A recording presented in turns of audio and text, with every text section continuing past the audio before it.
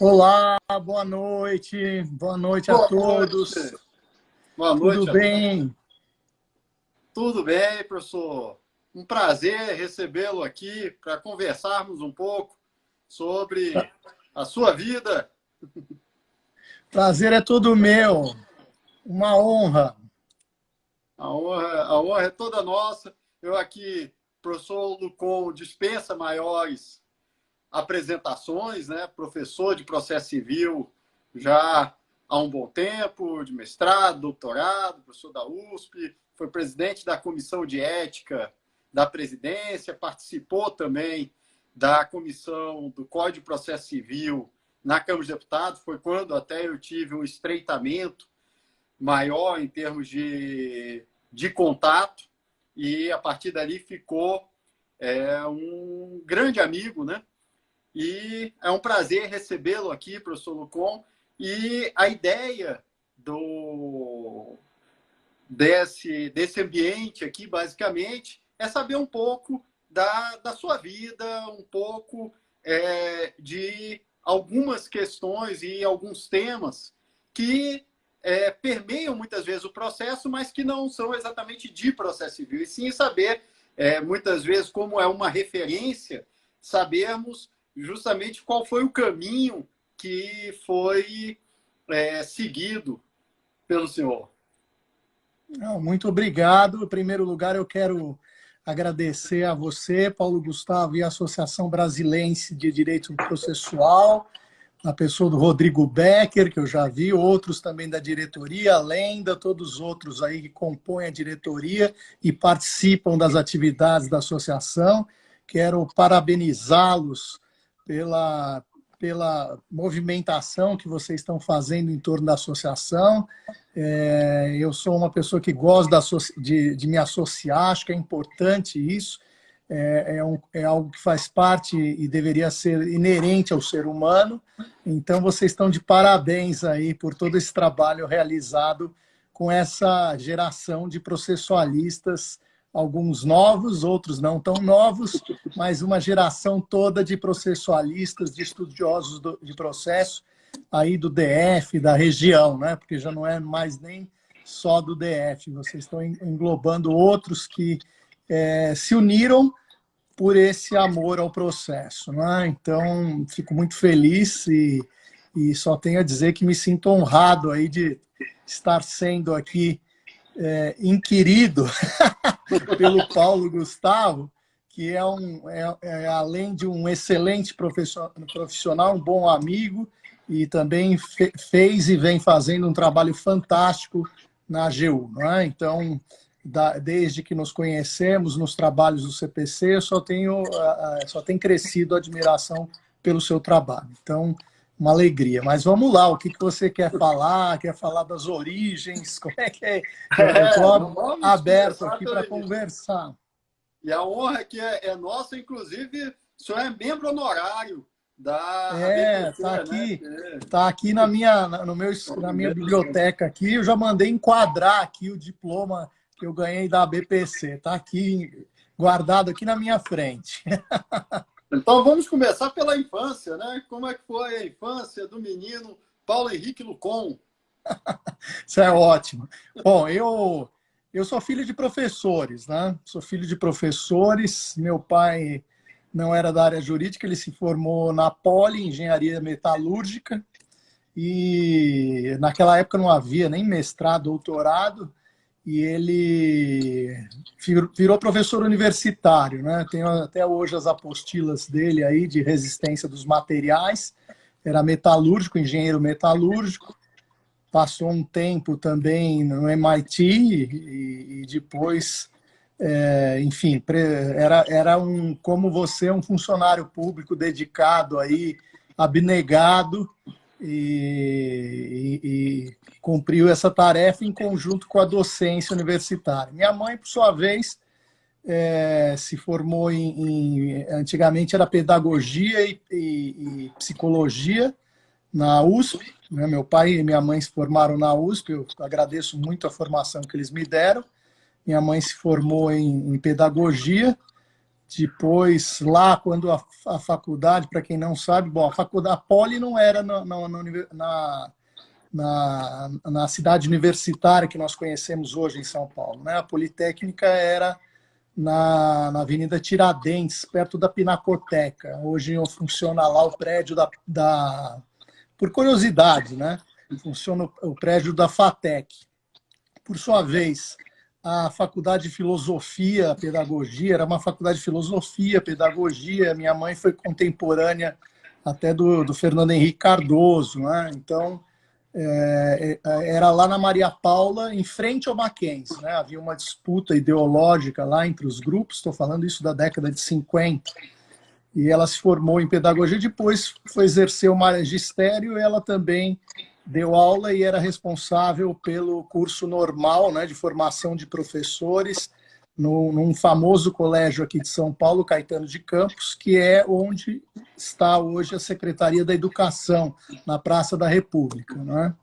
E lá foi onde eu comecei meus estudos, na Caetano de Campos, na Praça da República, era lá, e fiquei até eu estava ali, a gente falava, não era pré-escola, era jardim da infância, eu pulei um ano para entrar direto no primeiro ano, para ter minha mãe já antevendo que o ensino público estava caindo no Brasil, ela falou, vou mudá-lo para o Santa Cruz, né, para um outro colégio. E aí eu pulei, não fiz o pré-primário, fui direto para o primeiro ano e fui alfabetizado no Caetano de Campos. E ali, depois fui para o Santa Cruz. Lá eu fiz todo o meu estudo, ensino fundamental 1, 2 e ensino médio. A gente chamava primário, colegial e primário, ginásio e colegial. Aí como fui para o direito, né? Eu estava fazendo engenharia. Meu pai era assim, não existia mundo fora da engenharia, né? Meu pai era um engenheiro raiz, né? Então tudo que não fosse engenharia não servia. Ele tinha essa visão de que poderia se trabalhar fora, no exterior e com direito você teria alguma restrição, né? Mas aí eu estava fazendo aquilo que a gente chama de ensino médio hoje, colegial, para exatas. E no terceiro colegial eu falei, puxa, não é aquilo que eu gosto, não é isso que eu quero. Eu tive uma conversa, era uma outra geração muito respeitosa com meu pai, né? E falei, olha, eu não quero fazer engenharia, né? Quero fazer outra coisa. Eu via os amigos fazendo administração, economia, né? Ele falou, olha, por que você não faz direito? No direito você pode virar administrador, tal. Eu falei, tá bom, vou fazer direito. Aí prestei vestibular, só prestei direito na USP e entrei, né? Entrei direto, assim, né? Por sorte ali, né? E acabei entrando. Aí comecei a gostar do direito, gostar muito do direito. Depois eu tive um excelente professor, conhecido de todos nós no graduação, que é o professor Antônio Carlos Marcato, que acabou, infelizmente, de se aposentar na USP, saiu ontem a publicação no Diário Oficial da sua aposentadoria, poderá continuar trabalhando como professor sênior lá na faculdade, nos cursos de pós-graduação, mas é uma grande perda para os cursos de graduação. O professor Marcato sempre foi um craque, assim, e na graduação se destacava. E ali eu comecei a gostar, depois comecei a trabalhar num escritório, trabalhei num escritório, trabalhei em outro, estava no escritório, no 4º ano de Direito, e trabalhando num escritório de um professor da USP, já falecido, tributarista, bem conhecido, Antônio Roberto Sampaio Dória. Sampaio Dória, que tem um livro de processo tributário e devido processo legal, publicado pela Forense, era um tributarista, era professor de Direito Financeiro. Eu tive aula com ele de direito financeiro e ele acabou falecendo muito novo, né? Então ele estava nesse escritório e aí se aposentou um desembargador do Tribunal de Justiça de São Paulo e foi convidado por ele e pelos demais sócios a integrar o escritório onde eu estagiava. E esse desembargador que se aposentou era Cândido Rangel Dinamarco. Então, assim, foi uma conjugação dos astros ali, né? E eu então, gostando de processo civil, tendo aula com o Marcato e E o professor Dinamarco acabou integrando o escritório, que, enfim, entrou na sociedade e ali já sentiram meu gosto pelo processo civil. Eu fui caminhando para isso e aí resolvi fazer pós-graduação. E havia um professor que estava começando os cursos lá de pós-graduação, tinha acabado de voltar de Roma, estava recém-concursado na faculdade da USP, havia dado aula para mim de direito romano no primeiro ano, e esse professor era José Rogério Cruz Tucci, professor Tucci. Só craque. Aí eu acabei fazendo pós-graduação com o José Rogério Tucci, que agora se aposentou também na faculdade, professor sênior também, e se aposentou e acabei fazendo o curso com ele. Ele tinha algumas matérias lá que ele ministrava sobre história do processo, interessante falar sobre isso, que era uma sucessão de uma cadeira de pós-graduação que era ministrada por Alfredo Buzaide, pelo professor Moacir Lobo da Costa, e depois pelo professor José Rogério Tucci e pelo falecido professor Luiz Carlos Azevedo, que também se dedicava à história do processo. Então, eu comecei essa minha carreira como advogado no escritório do professor Dinamarco, e já fazendo os créditos de mestrado e doutorado, era uma quantidade brutal de créditos, porque eram 2 anos e meio de créditos, praticamente. Então, eu fiquei 2 anos e meio fazendo os créditos e depois escrever a dissertação de mestrado. Aí, em 95, depois de 5 anos de curso de mestrado ali, né, 2 anos e meio mais 2 anos e meio, eu acabei defendendo, fazendo a minha arguição de mestrado. Foi da minha banca o José Rogério Tucci, o professor Luiz Carlos Azevedo e um juiz, que era professor de Direito Civil, Sérgio Carlos Covelo. Ele tem alguns livros aí, ele acho que já é falecido. E aí saiu o produto dessa dissertação, até separei aqui, porque eu já sabia que você ia me perguntar, mas aqui os embargos à execução, né, em 96. E aí, em segunda edição, em 2001. Aí começaram as jornadas em 95, pelo Petrônio, aí o Petrônio, graças a um esforço do Petrônio e da professora Ada Pellegrini Grinover, de tentar, assim, digamos, seguir o modelo que era feito de jornadas ibero-americanas. Havia o Instituto Brasileiro de Direito Processual Civil, que foi fundado em 58, no Rio Grande do Sul, por Buzaide, Frederico Marques, Galeno Lacerda, Alcides de Mendonça Lima. Se chamava Instituto Brasileiro de Direito Processual Civil. Em 62 fez um congresso, eu já falei até para vocês um pouco da história, lá em Campos do Jordão, veio Liebman. Depois o Instituto ficou meio parado. Em 85, a professora Ada resgata esse instituto, vira presidente o professor Celso Neves, e ela a vice. Né? E a partir de então, o Petrônio, em Brasília, tinha o pós-graduação aí conhecido pela entidade que ele tinha lá, eu estou tentando, IBEP, Instituto Brasiliense de Ensino e Pesquisa. Né? Então, muitos fizeram seus cursos aí de especialização, o Petrônio convidando os professores, aí resolveu-se ter essas jornadas em 95, em Brasília.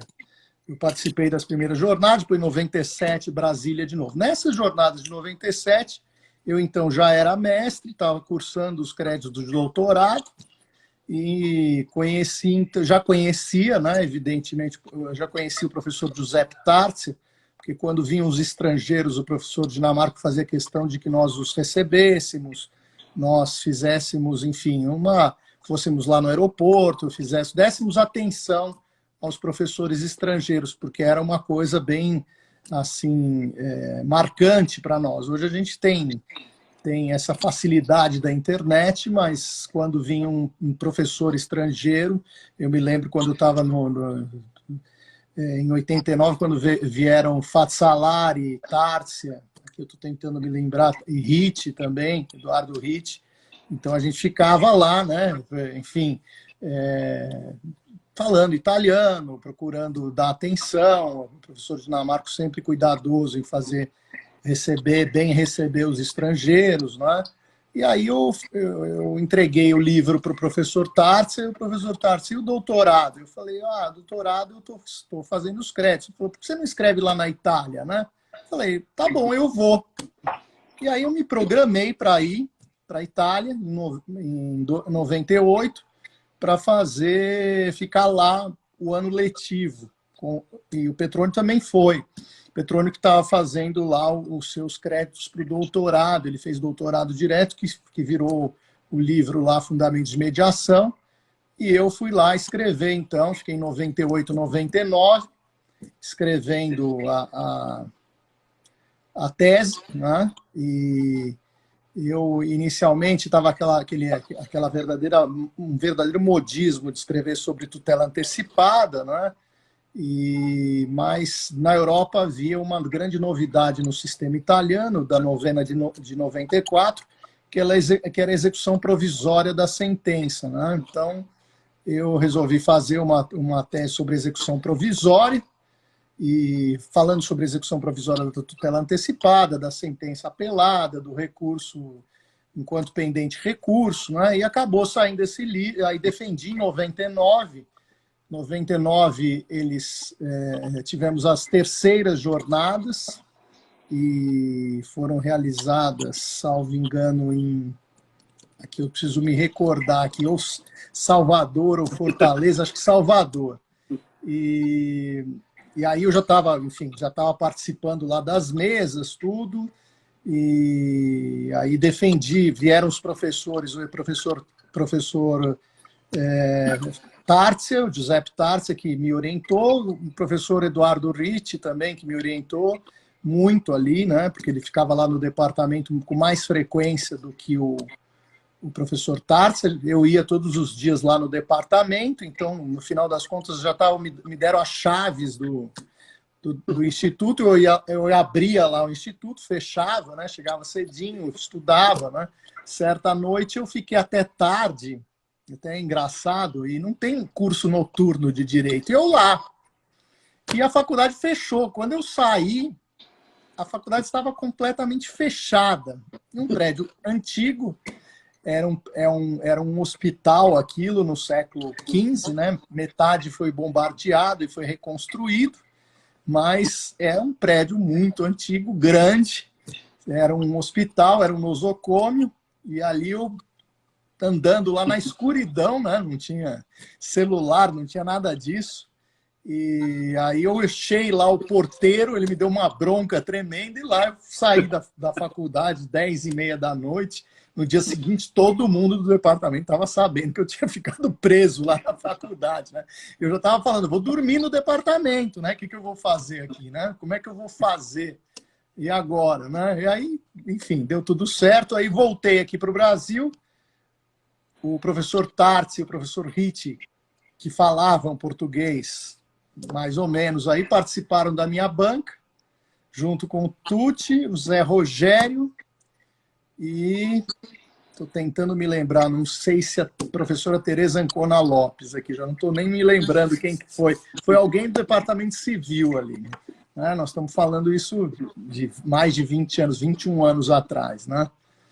Acho que foi a professora Tereza Ancona Lopes. E aí eu, enfim, defendi a tese, saiu esse livro aqui, que é a Eficácia das Decisões e Execução Provisória.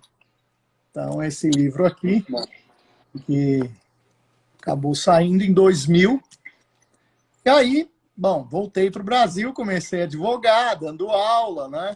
Sempre dando aula, interessante falar isso. Eu saí da faculdade, fiquei um ano sem dar aula, no segundo ano de formado, eu já estava dando aula na FMU, depois dei aula no ano seguinte, continuei na FMU, dei aula em São Bernardo do Campo, que é uma faculdade municipal aqui, a convite de um tributarista, professor da USP, que faleceu agorinha, Eduardo Domingues Botalo, e lá eu pude conviver com professores conhecidíssimos, né?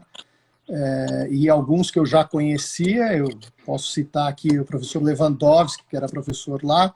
Eu fui, na verdade, numa missão em 92, Paulo, para substituir um professor que tinha pedido licença por um ano. Lá era concurso público, eu fui indicado, passei lá por uma sabatina para saber se poderia dar aula por um ano lá em São Bernardo.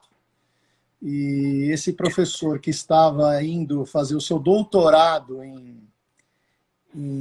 na Alemanha era um juiz de primeiro grau, conhecido de todos vocês, o ministro aposentado Sidney Bennett. Então, fui substituir o Sidney, meu querido amigo, lá em São Bernardo. Então, tinha o Lewandowski, o Calduro Padim, que foi presidente do TRE, desembargador em São Paulo, professores de administrativo conhecidos aí, muito conhecidos também. Enfim, foi uma convivência muito boa. Dei aula na década de 90 da FMU, no Mackenzie, no pós-graduação, no graduação. Depois que saí da FMU, fiquei muito feliz de dar aula no Mackenzie, porque meu pai dava aula também no Mackenzie, então ele tinha acabado de falecer, foi uma coisa muito que me deixava muito feliz. Foram bons anos lá no pós-graduação. Carmona coordenava o pós-graduação, a gente formava um grupo de professores jovens ali que estavam estudando, e eu ia lá dar aula. Bom, aí defendi o doutorado, aí já na década passada. Aí abriram curso, não tinha concurso na USP, né? Então eu fui o primeiro concurso, eu fui meio que sabendo que faria como treineiro, né? Então concorri com o professor Bedak e o professor Yarshel. E aí fiquei lá em terceiro no concurso. Depois eu fiz um outro concurso e aí acabei passando com outros 4 colegas aí também. Acabei saindo em primeiro lugar em 2002. Aí virei concursado, virei professor doutor, que é um concurso também muito difícil, porque o mestrado e doutorado você está competindo com você, né? Quando você concorre com outros já é mais complicado, né? Sempre é mais complicado. Mas deu tudo certo, passei, virei professor doutor, né? E aí em 2004, já professor da USP, em 2004 resolvi montar meu escritório, 2005, começo de 2005, montei meu escritório até hoje, de advocacia, saí do Dinamarca, fiquei lá 17 anos, tenho ótimas recordações, e acabei em 2005 montando meu escritório. E aí, circunstâncias da vida, enfim, casei, depois separei, enfim, acabei adiando o projeto de fazer a livre docência, né? Deixei, normalmente você faz a livre docência depois de uns 5 anos, 6, 6, e eu deixei praticamente 16 anos. E aí, em 2015, eu fiz a livre docência, que é esse livro aqui, Relações entre Demandas, né? A professora Arruda Alvim, Paula Costa e Silva foram da banca, professor Tucci, professor Yarshel, vou lembrar também aqui, está faltando alguém aqui na banca ali, professor Arruda Alvim, enfim, tivemos a banca ali, né? E foi tudo bem, passei também, aí quando você presta livre docência, você vira título, livre docência é um título, quando você já está na carreira, você vira associado, né? Quer dizer, não tão automaticamente, né? Você passa na livre docência, tem um processo ali dentro da Universidade de São Paulo, você vira professor associado, né? Então, carreira universitária lá na USP é meio complexa, depende de vagas, claros que não abrem, depende de uma série de circunstâncias que são muito complexas, né? Como já é de conhecimento de todos. Então, aí eu virei professor associado e sempre dando aula lá na São Francisco, e sempre dando essas palestras, participando de congressos, né? E na década de 90, como é que surgiu o IBDP? Né? O IBDP, a professora Ada falou, olha, precisa de gente trabalhar aqui, e eu entrei lá, acho que em 94, por aí, para ser tesoureiro, né? Para regularizar a contabilidade do Instituto, que estava uma bagunça, eu mandava cobrança, o pessoal não gostava, né? Enfim, das anuidades, né? Aquelas coisas que a gente... Pois aí, fui subindo ali, hoje sou presidente até janeiro de 2022, né? Então, sempre fazendo as jornadas aí, eu sempre faço questão de destacar o papel importante do Petrônio nisso, porque o Petrônio foi realmente uma pessoa que desbravou o processo civil, o processo penal, aí, sempre instigado pela professora Ada, né? Nós brincamos que eu sempre falo para o professor Cazu que nós éramos escravos da professora Ada, que ela mandava, a gente obedecia, né? E assim foi essa história aí também do IBDP, e acabou, achei por bem também abrir o IBDP estava muito concentrado na USP só, e com o novo CPC, que não é tão novo assim, eu achei que tinha que congregar professores do Brasil inteiro, né? Tentar fazer, e sem prejuízo das associações locais, porque eu acho que realmente tem que se incentivar, e a gente vê isso no Norte, Nordeste, em Minas tem, em Santa Catarina tem, em Rio Grande do Sul, vocês aqui, né? Então, na verdade, a ideia é essa de tentar ter um foro adequado para ficar algo nacional. Hoje, com as mídias, né, fica muito mais fácil, né? Hoje em dia, a gente conseguir fazer isso. O Instituto Ibero-Americano, por exemplo, tem feito webinars aí. Nós faremos agora uma dia 14. Né? O atual presidente do Instituto Ibero-Americano é o professor Lourenço Borrosa, de Salamanca. Então, tem vários diretores. Hoje, o presidente, por sua vez, da Associação Internacional de Direito Processual Argentino, é o Eduardo Oteiza. Enfim, temos aí algo importante de estar bem latinizada a associação. E agora, esse cenário todo de processo civil, isso instigou muito, né? O CPC de 2015 instigou muito uma juventude, novas pessoas, né? E também o trabalho também, resolvemos também desenvolver um trabalho no IBDP importante de inserção das mulheres, não é? Uma nova geração de mulheres processualistas brilhantes, né? Então, as mulheres do processo, as processualistas, então, enfim, incentivar todo e qualquer movimento associativo que venha contribuir, né? Hoje você tem grupo de estudos de processo na cidade de Registro, no interior de São Paulo, né? Então você tem gente no Brasil inteiro querendo estudar processo. Se contar o número de advogados, né, é uma multidão imensa, né? Então, mais ou menos esse panorama. Queria também destacar o concurso para ingresso, foi um concurso dificílimo, e a banca era o professor, também estava na banca o professor Junqueira, o professor Antônio Junqueira de Azevedo, saudoso professor, que tem belíssimo livro aí sobre negócio jurídico, foi meu professor no graduação, um excelente, eu me lembro que eu fiz uns créditos e marcaram bastante os créditos do professor Junqueira, e até hoje eu uso na advocacia, quando penso em alguma coisa assim, né? E a docência sempre foi em processo civil? Sempre em processo civil, né? Sempre em processo civil, sempre acompanhando a turma, a gente vai acompanhando na USP, mas em todos os lugares, processo civil, pós-graduação. Mas aí aconteceu uma coisa também, que eu esqueci de falar. Em 2004,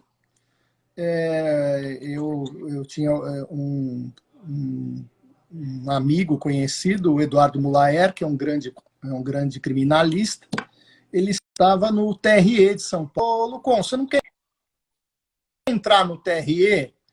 Eu falei, eu quero, tal. Como é que eu faço? Tem que participar de uma lista tríplice e tal, né? Então, eu entrei na lista tríplice, fui até Brasília, até o Petrônio me acompanhou, fomos falar com o então ministro Toffoli, né? Que estava lá na Casa Civil, enfim,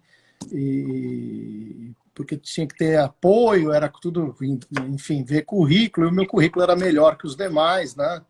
Circunstancialmente, e aí acabei entrando para o TRE em 2004. E lá fiquei até 2011. Né? Numa das vagas eu falei, puxa, eu acho que poderia chamar alguém lá do Departamento de Processo, sugeri o nome do professor Yarcho, ele também se interessou, entrou, foi ótima a convivência com o professor Yarcho, ficamos lá um tempo, e foi muito bom, então, conviver com o professor Yarcho e com outros juízes ali. Eu aprendi a ficar do outro lado, né? Quer dizer, eu acho que eu me tornei um melhor advogado, eu sempre falo isso, tendo sido juiz por 8 anos, não é? O que falar numa sustentação oral, o que não falar, como se comportar. Então foi uma experiência fantástica. Tive vários presidentes aí ao longo desses anos, pessoas fantásticas, algumas que já nos deixaram, por exemplo, o desembargador Álvaro Lazzarini,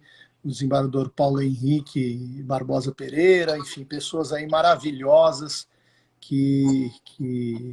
com quem eu pude conviver, e foi uma experiência fantástica. Bom, aí terminei, você estava perguntando da docência. Bom, aí falei, vou escrever um livro de...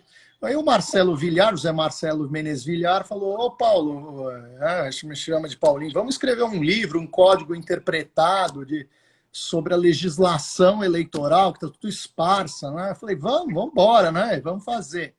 E aí fiz, né, comentários, assim, uma ideia de tentar fazer um Teutônio Negrão. Depois esse projeto deu 3 edições, né? E aqui estão aqui os livros, aqui, ó, primeira, segunda e terceira edição aqui atrás, do Código Eleitoral Interpretado. E aí eu comecei a ser chamado para escrever sobre direito eleitoral, né?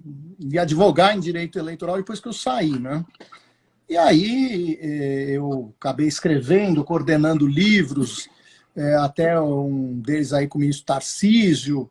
Enfim, aí você me perguntando, e a aula, né? Aí, professor Yarcho, eu falo, há uma demanda dos alunos da faculdade de ter mais matérias optativas. Aí falamos, poxa, podíamos lançar uma matéria chamada processo eleitoral, né? Então, a ideia era, então, sempre lançar essa matéria optativa no segundo semestre do ano que tivesse eleição. Então, fizemos essa matéria, acho que fizemos por três ocasiões.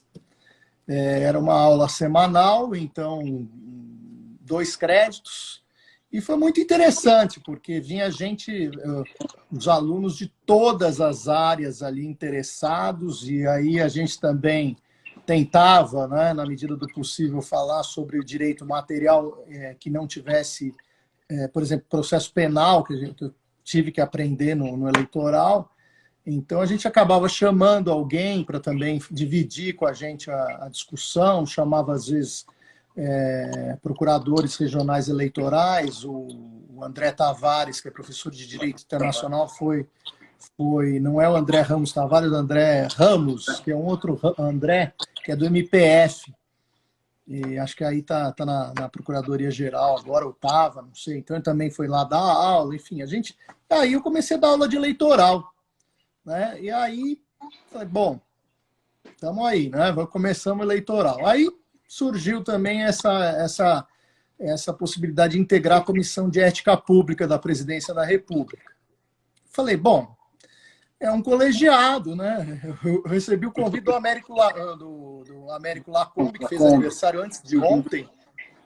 O Lacombe falou assim, Lucon, você não quer participar, entrar lá no comitê de ética, na comissão de ética? Eu me mandando. Você não quer entrar lá? É fácil, é tranquilo, né? E eu achando que era uma tranquilidade, vai que é tranquilo, né? Aquele jeito do Lacombe, ele foi presidente do TRF, para ele aquilo era tranquilo.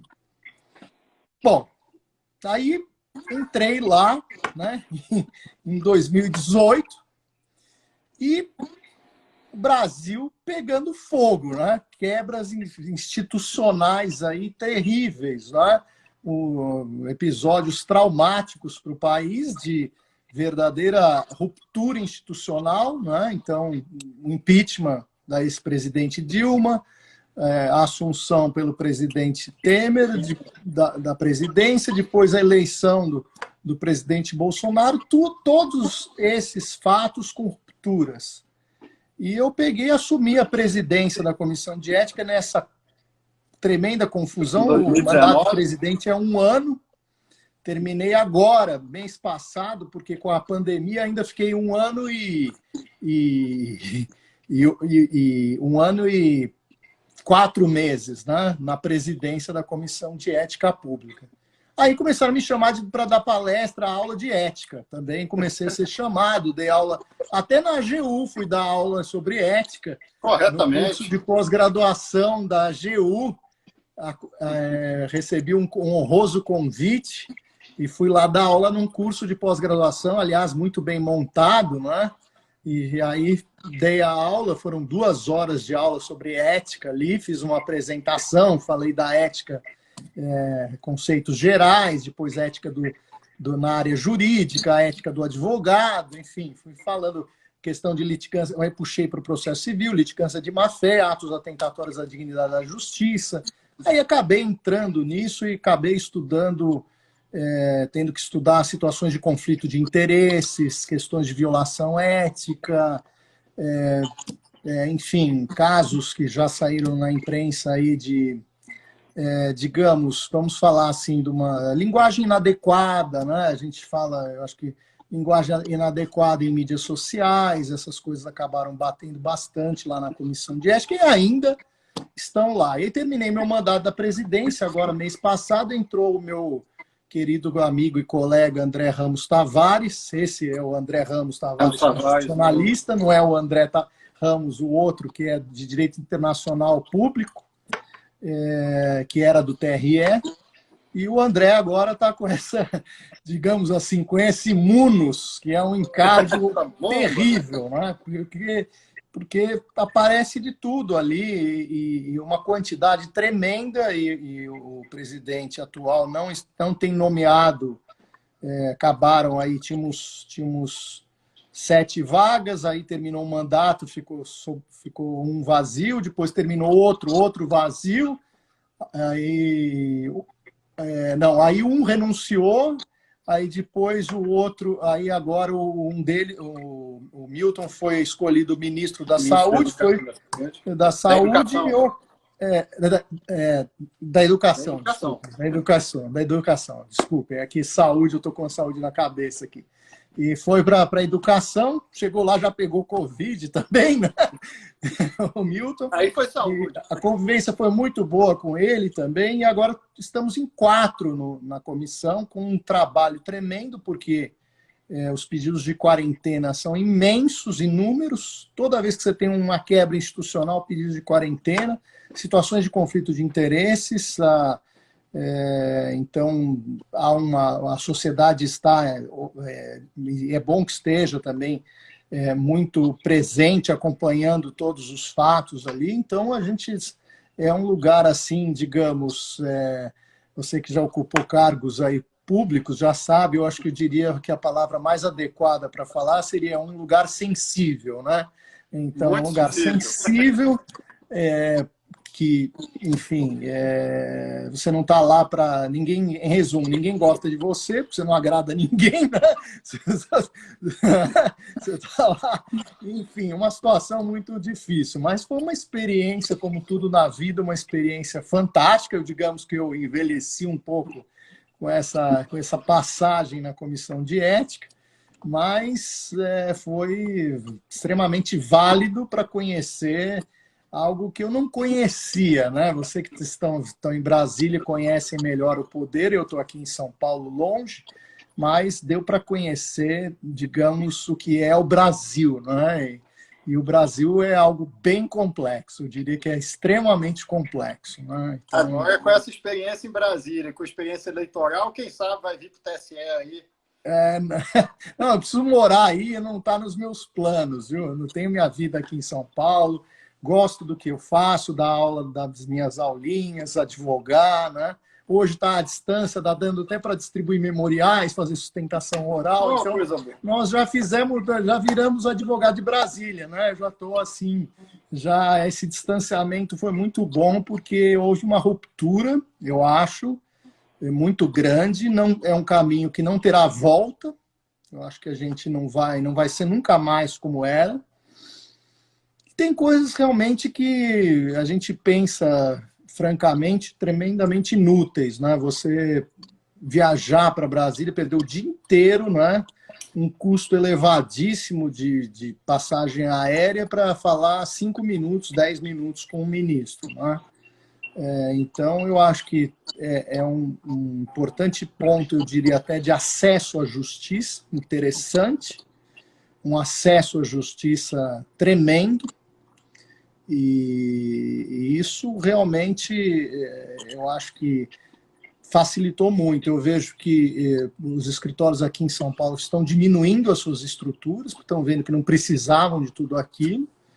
O home office será uma realidade e eu torço para que, como disse a Lenda aqui, está dizendo, os protocolos à distância sejam mantidos, Lenda, porque realmente a Lenda que está fazendo um trabalho fantástico aí na BPC, a gente espera que isso continue, porque é uma situação de injustiça até do ponto de vista do acesso à justiça, porque um advogado que está lá, a causa dele às vezes pode ser tão importante quanto, né?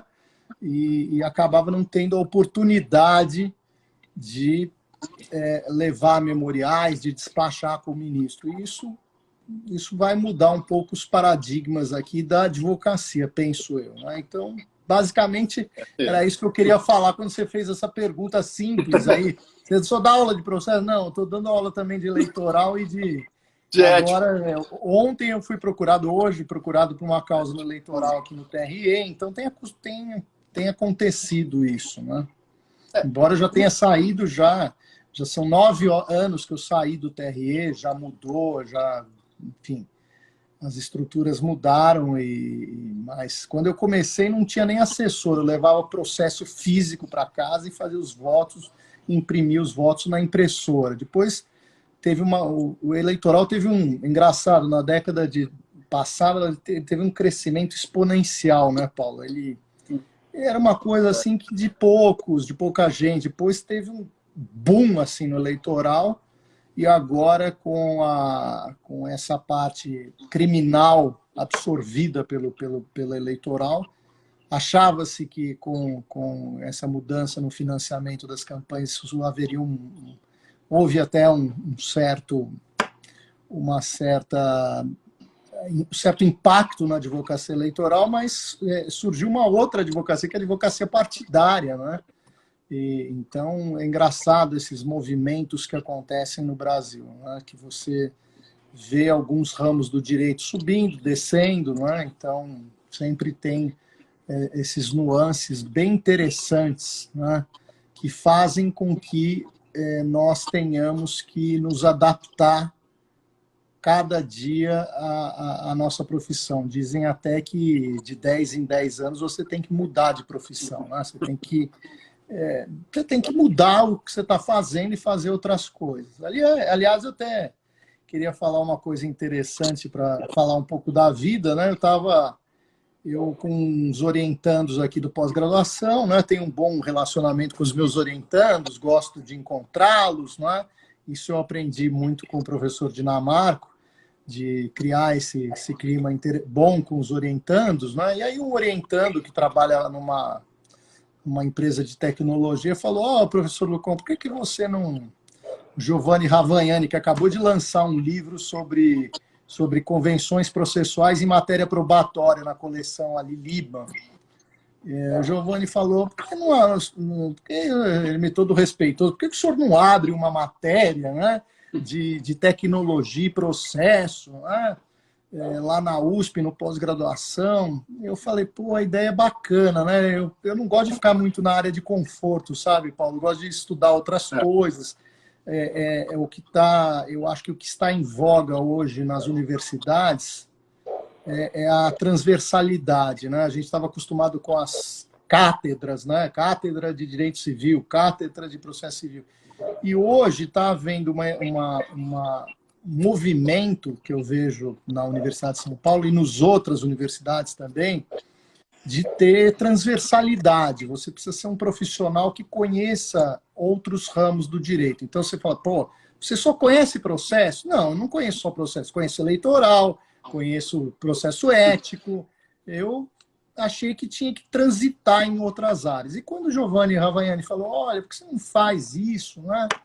E aí um outro orientando, que não é meu, é do professor Yarcho, o Francisco Lô, que é lá de Santa Catarina, falou, olha, por que você não faz também, professor? Eu ajudo, vamos fazer essa matéria. Eu falei assim, puxa vida, eu queria, como uma matéria de tecnologia difícil para mim, e como eu também vou ter que estudar, e como eu também quero aprender, eu vou chamar alguns professores lá da USP para dividirem a matéria comigo, né?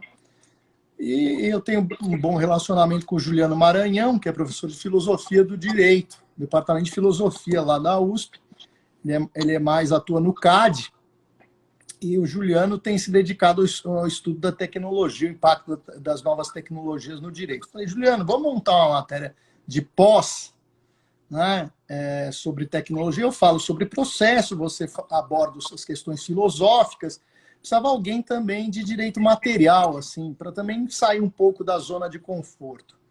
E aí falamos, vamos chamar o Otávio Luiz Rodrigues, que está aí no CNMP, Conselho Nacional do Ministério Público. Chamamos o Otávio e falamos, vamos montar essa matéria aí, né? Eu falei, olha, a matéria eu acho que tem que ter esse nome, tem que se chamar Direito, Processo e Tecnologia.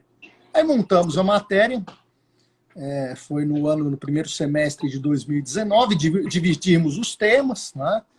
E foi muito interessante. Aí chamamos o ministro Cueva para dar uma aula lá, foi até na ASP, depois tivemos outros eventos, fizemos congressos, chamamos alguns profissionais da área, algumas pessoas que trabalham em empresa de tecnologia para também dar a sua visão dentro das aulas do pós, e foi extremamente rica as aulas, ricas as aulas, e a gente acabou fazendo um trabalho excepcional nisso. Porque aí, enfim, resolvi também coordenar com o Francisco Lô e o Giovanni, falamos, vamos fazer um livro, né? Vamos fazer um livro aí, chamar quem escreve sobre tecnologia, vamos convidar o pessoal e fazer um livro aí que vai se chamar Direito, Processo e Tecnologia. Tá bom, vamos lá, né? Fizemos o convite e chamamos também o Eric Navarro Volcar, que nos ajudou bastante também lá no pós e tem se dedicado lá na New Law com esses temas de tecnologia. E até chamei também, ele me chama para os eventos de tecnologia, eu chamei para dar palestra sobre ética e tecnologia também, nesses cursos de reciclagem para as comissões de ética, porque tem a CEP, Comissão de Ética Pública da Presidência da República, e tem embaixo mais de 200 comissões de ética. Então, além desse trabalho, você tem que cuidar de quarentena, de conflito de interesses, de processos éticos, você tem que dar consultoria para as comissões de ética. Então, tem os seminários, tal.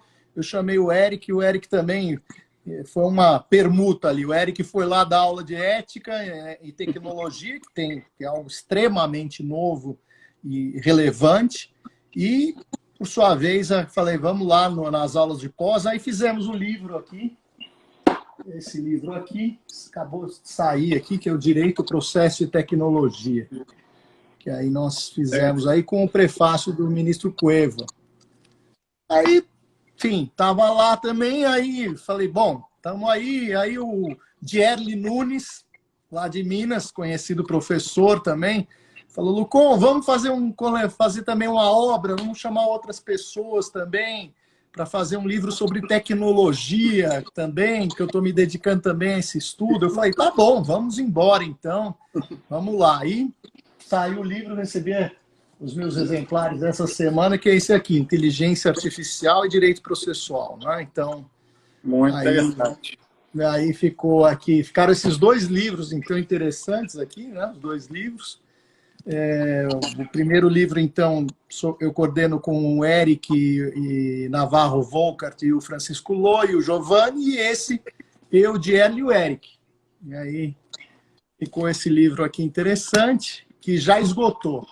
Já está esgotado, deu 2 tiragens, já esgotou, e agora nós estamos fazendo o trabalho da segunda edição, atualizando ali, e o Dierli que está capitaneando mais esse livro aí. Mas, enfim, aí acabei estudando isso, falei, pô, é filho de engenheiro, vou fazer agora um livro de tecnologia, né, Tá Paulo? certo, professor.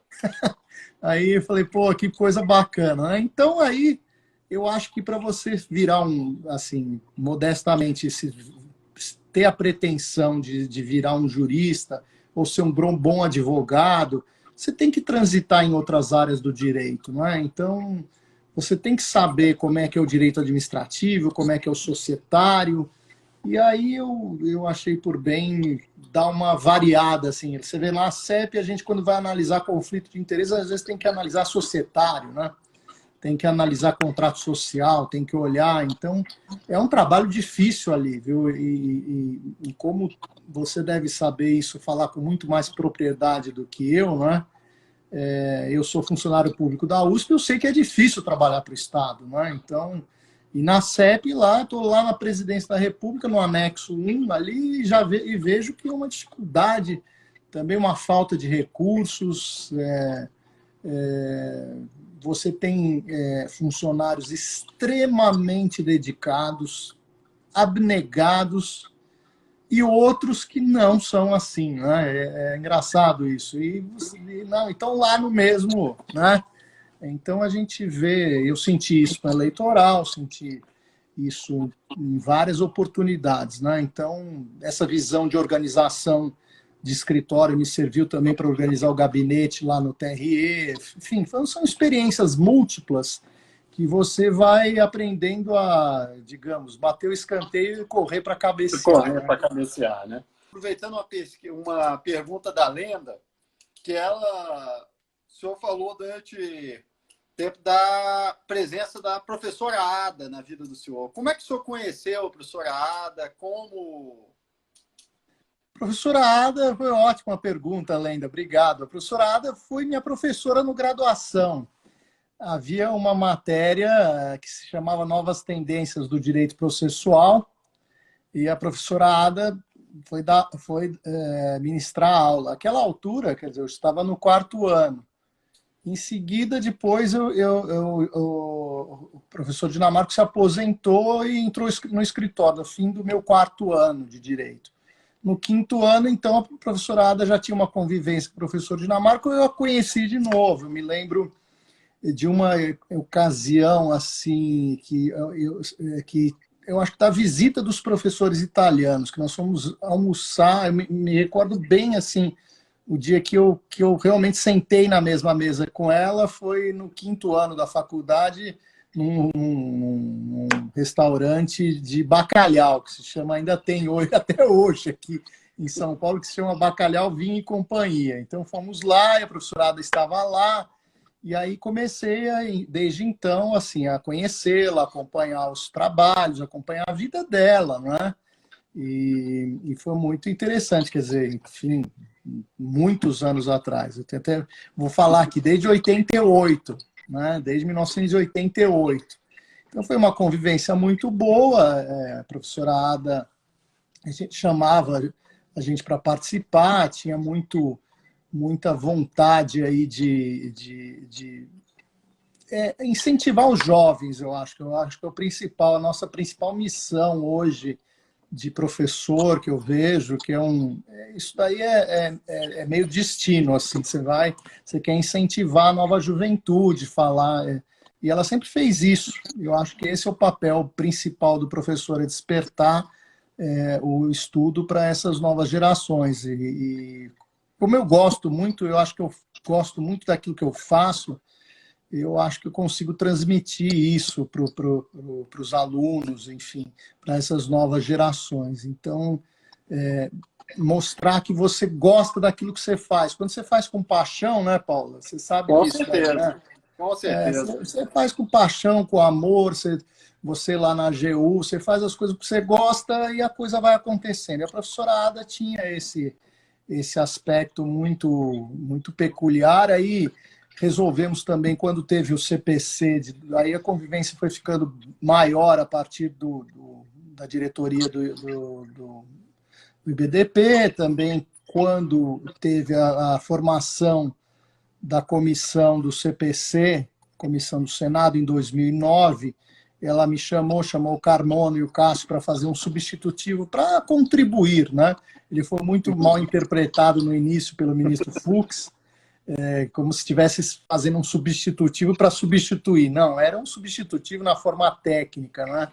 E eu me lembro que deu uma...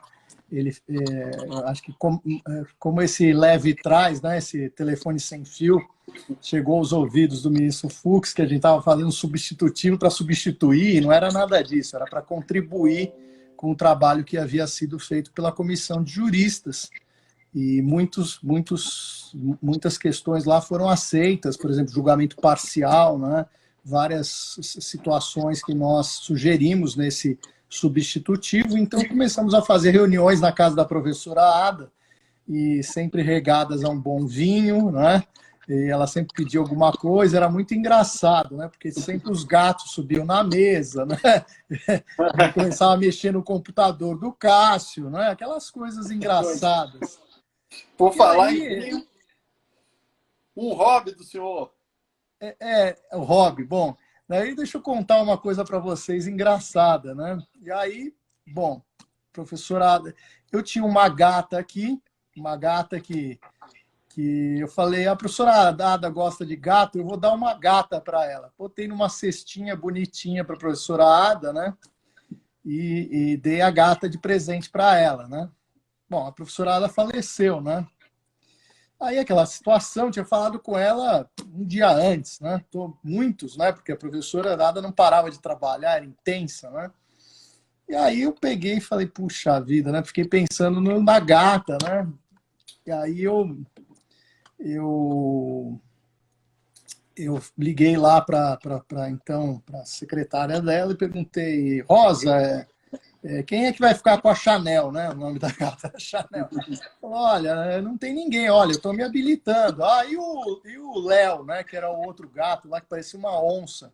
Também não. Eu falei, aí o Baguera, que era outro gato, também já tinha gente para ficar com o Baguera. Então eu fiquei com o Léo e com a Chanel. O Léo, infelizmente, faleceu.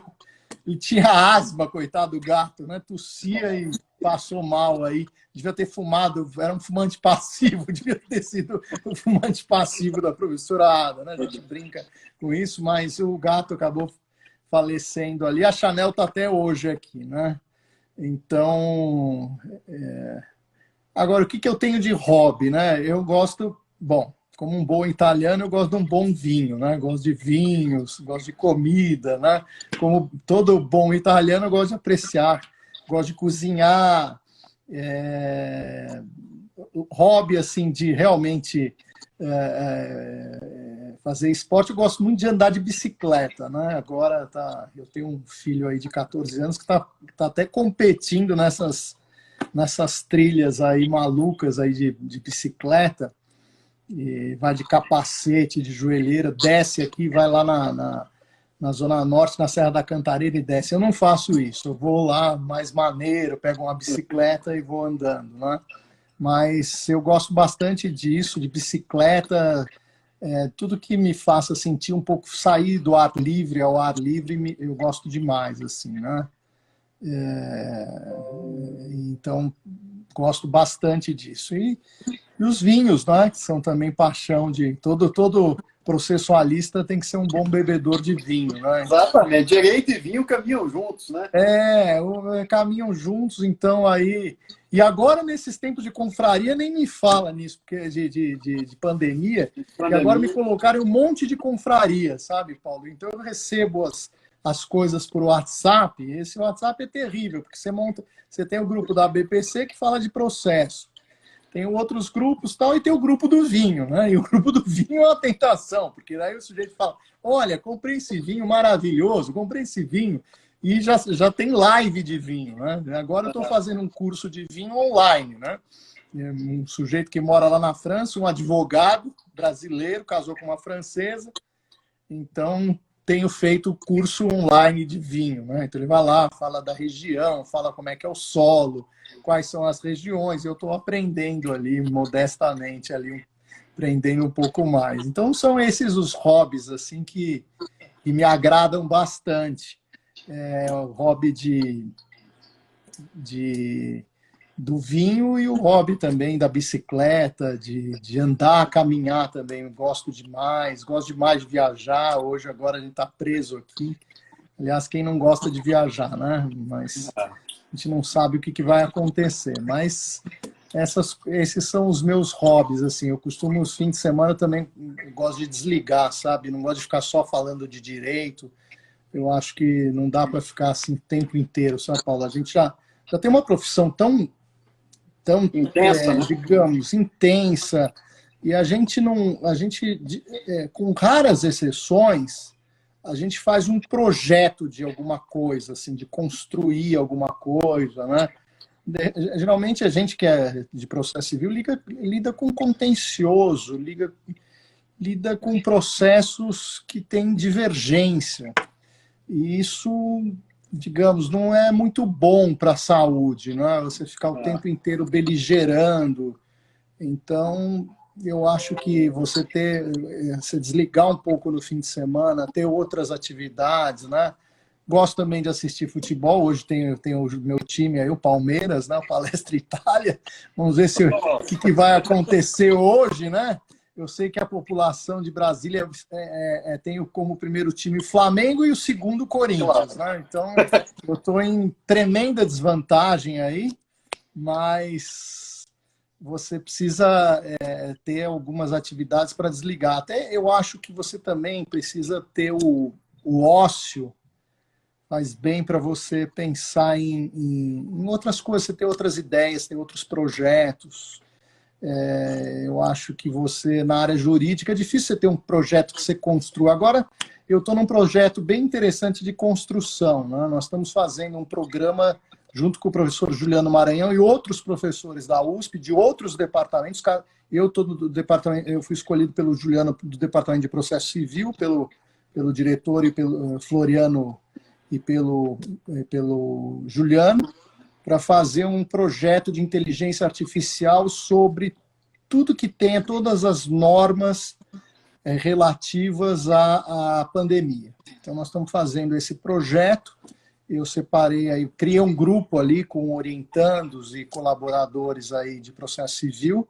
Nós já estamos na segunda etapa do projeto. É um projeto bem interessante, então, porque daí o sujeito vai lá acessar, quer saber alguma coisa, ele já entra em todas as normas relativas à pandemia em todas as áreas. Então, isso vai ser muito interessante.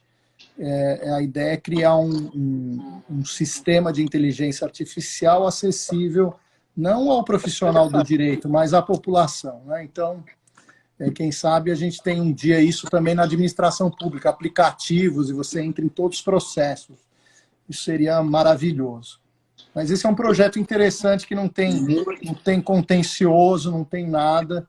E, então, eu estou fazendo isso na pandemia. Essa semana aí nós estamos fechando a parte aí a segunda fase do projeto. Então, isso está em conjunto com o pessoal da USP de tecnologia mesmo. Então, juntando aí todas as pessoas aí para fazer isso. Isso é bem interessante. Muito, muito interessante. Principalmente nesse momento, né? E eu acho que vai ajudar bastante. O direito, né? Tem que estar bem ligado e ter prestações para a população em geral, né? A gente tem que pensar que serão momentos muito difíceis. A gente está em 2020, pela situação assim que a gente vê do Estado, eu olho assim, eu acho que uma recuperação plena vai para, se nada acontecer, para 2025.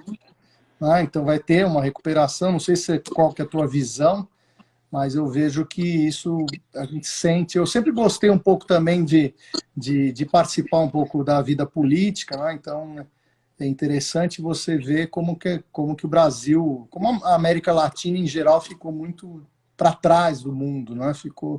A gente ficou muito, precisa, para se reerguer aí, vão ser anos aí de muito trabalho e muita dedicação. E agora você tem a população mais humilde que é a que mais sofre com tudo, né? Então, esse momento é muito delicado, muito difícil para a humanidade mesmo, e em particular para o Brasil, dadas as carências imensas em todos os lugares do país, em todas as regiões. Então, vai ter que ser nós temos que um momento de pensar assim, pensar institucionalmente, pensar no Brasil, não pensar muito.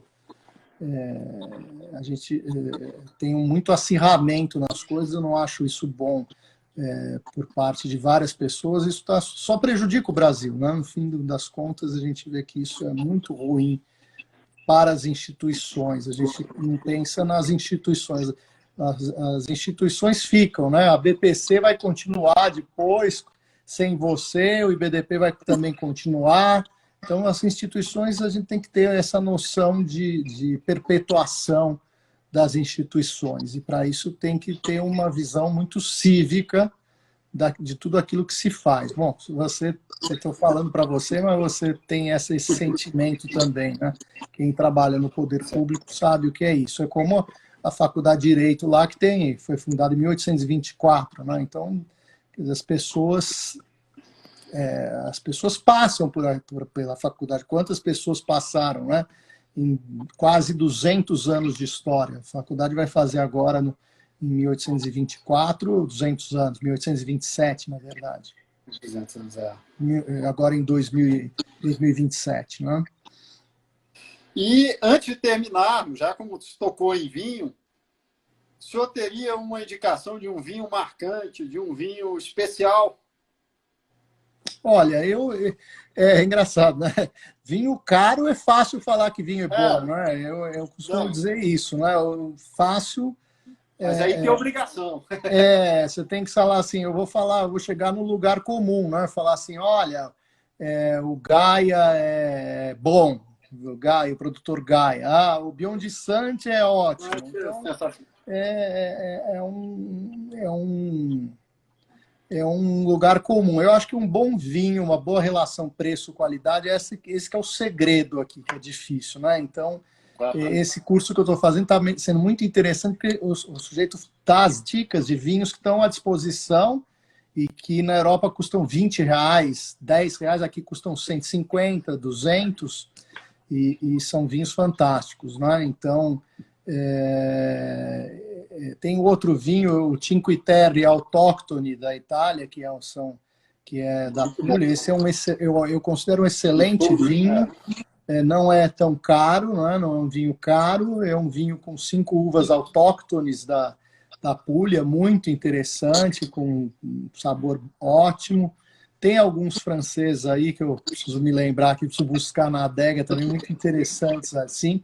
Eu acho que também aqui no Brasil você consegue comprar bons vinhos a bom preço, os Tokai branco, não aquele doce, o Tokai, o húngaro branco também é muito bom, relação preço-qualidade. Então, são as dicas do professor Lucon para compra de vinhos. Né? Pensei que fosse falar de processo aqui, né? Mas ótimo não falar de processo. Posso falar também, se quiser falar sobre os institutos, enfim, sobre as tendências, mas esses vinhos assim que eu te falei, eu acho que são bons, Paulo, porque não são caros e você consegue beber muito bem, assim, com um preço ótimo, né? Então, Tokai aí a 150, hoje eu vi a R$110, né? Então, para o Brasil isso é fantástico. Então, você vai tomar um branco de primeira qualidade. Eu acho que não deixa nada a dever para alguns brancos da Borgonha de primeira linha, como o Montrachet, né? Alguns craques aí caríssimos, né? Vinho de R$1.000 e R$1.500. Esses Tokais também não deixam nada a dever. Mas você sai fora do eixo, né? Se você pagar Borgonha, você não consegue pagar um bom Borgonha sem pagar caro. Então, é melhor você ir para outras regiões ali e deixar para... Então, eu acabei conhecendo mais os italianos, até por não ter o bolso para comprar os grandes franceses, que são caríssimos. Então, é melhor você tomar um grande... eu vou dar outra dica também, aqui falando de dica de vinho, né? Por exemplo, uma região, geralmente quando a gente pensa em Portugal, a gente pensa em Douro e Alentejo, né? Eu gosto muito da vinha da uva Baga, que é da Bairrada, lá onde tem os leitões, que por sinal é onde meu avô nasceu, ali perto, né? Eu tenho tripla cidadania, eu tenho italiana, portuguesa e brasileira. Então, lá na Bairrada, eu acho que tem um vinho excelente. Eu acho que eles estão fazendo um envelhecimento fantástico dos vinhos ali.